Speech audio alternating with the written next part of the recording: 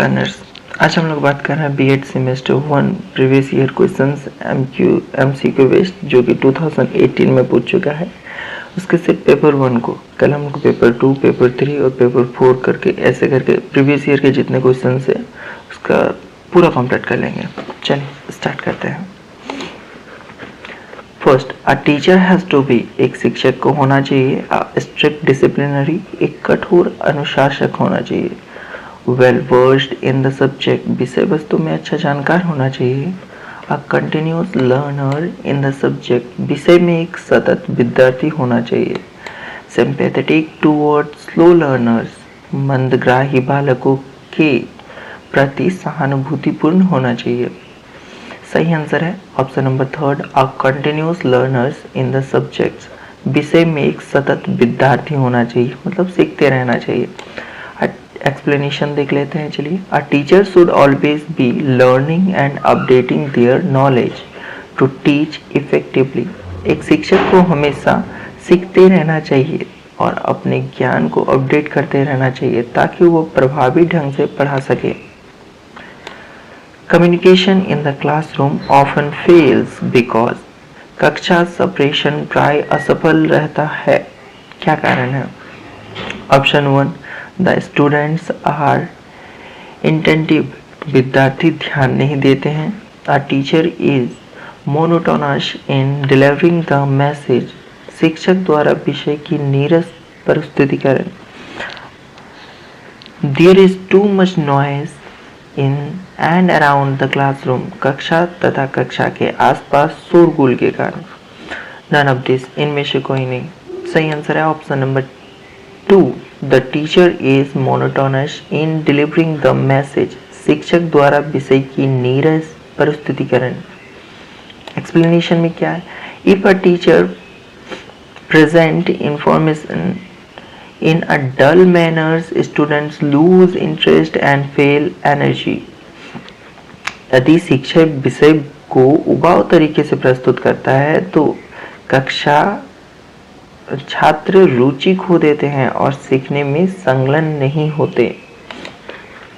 If you select a monitor in your class, which criteria will you follow? आप अपनी कक्षा में कक्षा नायक के चयन में कौन सा मापदंड अपनाएंगे? First option, on the basis of democratic ideas through elections, गणतांत्रिक विचारधारा के आधार पर चुनाव के द्वारा। On the basis of physical fitness, शारीरिक बनावट के आधार पर। On the basis of superiority in the class, वरिष्ठता के आधार पर। On the basis of personal preference, व्यक्तिगत पसंद के आधार पर। सही आंसर है ऑप्शन नंबर 1, हम लोग गणतांत्रिक विचारधारा के आधार पर चुनाव करवाएंगे। On the basis of democratic ideas through elections.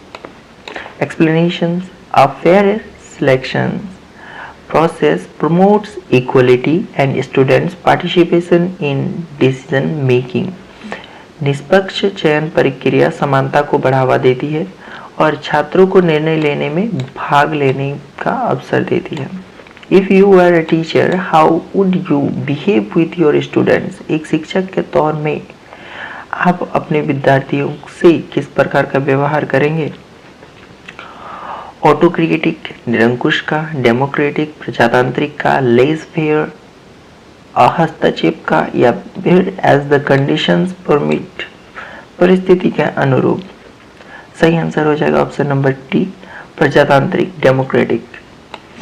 Explanation, a democratic approach encourage student involvement and mutual respect in learning, लोकतांत्रिक दृष्टिकोण छात्रों को भागीदारी को बढ़ावा देता है और सीखने की प्रक्रिया में परस्पर सम्मान को बनाए रखता है। A motivated behavior is directed towards, एक अभिप्रेरित व्यवहार किस ओर निर्देशित है? ऑप्शन 1, सिचुएशन के अकॉर्डिंग, परिस्थिति। ऑब्जेक्ट, विषय। गोल, उद्देश्य। और ग्रुप, समूह के अकॉर्डिंग। सही आंसर हो जाएगा ऑप्शन नंबर 3, गोल, उद्देश्य क्या है। Motivation drives an individual towards achieving a specific objectives or goal. कुछ भी चीज पाने की लगन।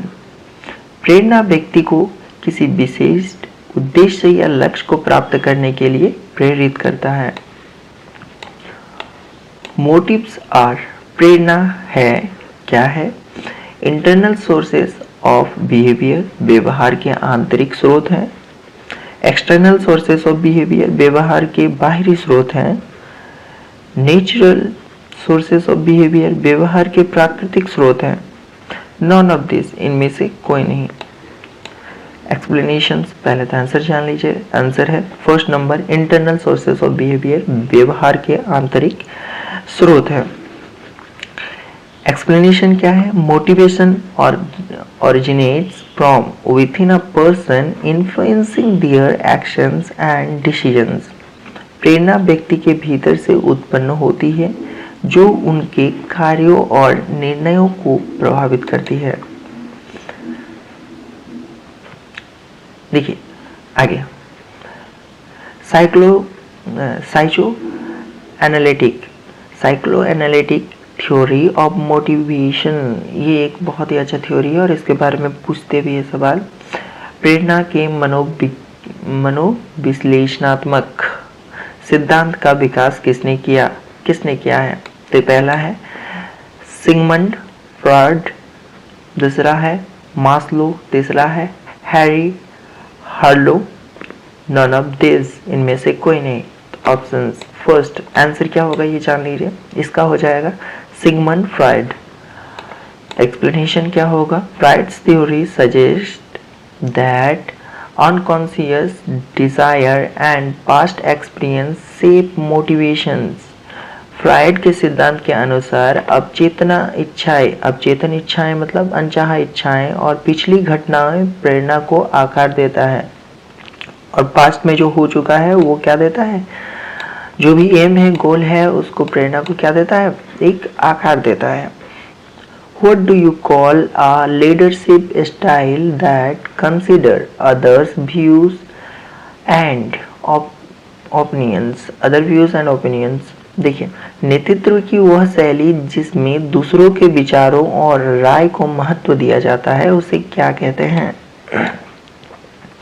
पहला है लेजर फायर लीडरशिप, हस्तक्षेप नेतृत्व कहते हैं।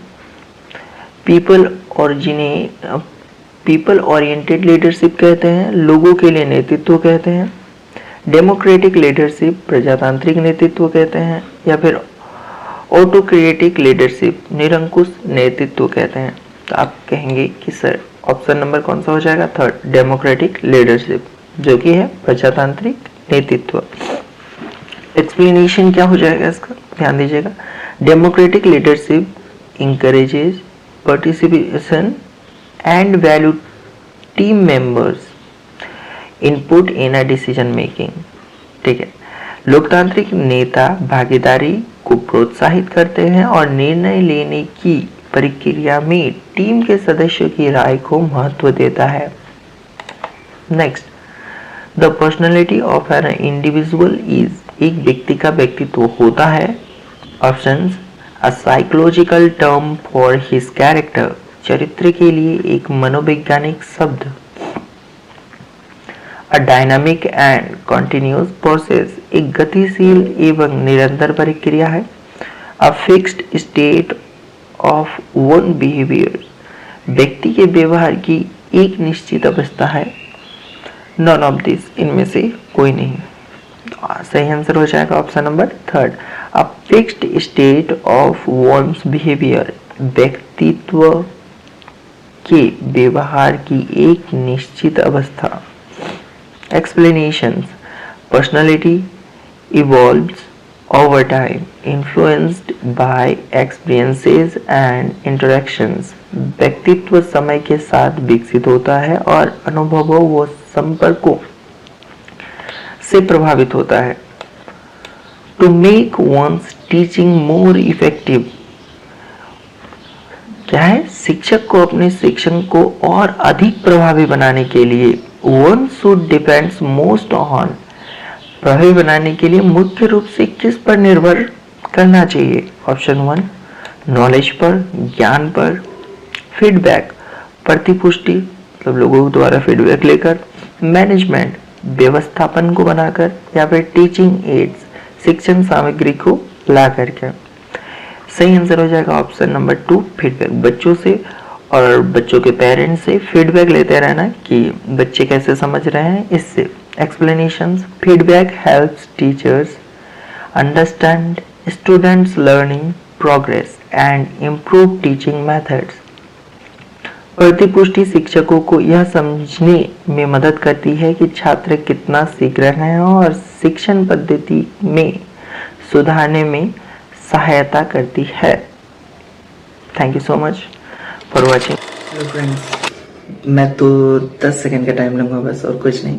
देखिए वीडियो में कुछ कमी ज़रूर है और मैं समझ सकता हूँ, बहुत सारे और भी चेंजेस हो सकते हैं। मैं पर्सनल अपने ट्रेनिंग के लिए ये वीडियोस बना रहा था, लेकिन कुछ दोस्तों को बहुत पसंद आ रहा है और थैंक यू सो मच, आप पसंद कर रहे हैं। देखिए कोई अगर मेरे वीडियोस को जो मैं कंटेंट बना रहा हूँ कोई 20 भी देख रहे हैं और 20 में से अगर 5 को पसंद आ रहा है, तो मैं जिनको पसंद आ रहा है बस उसे थैंक यू कहना चाहता हूँ। Thank you so much. और शायद मैं इसको और इम्प्रूव कर सकता हूँ और मैं करूँगा। थैंक यू सो मच, बस थैंक यू।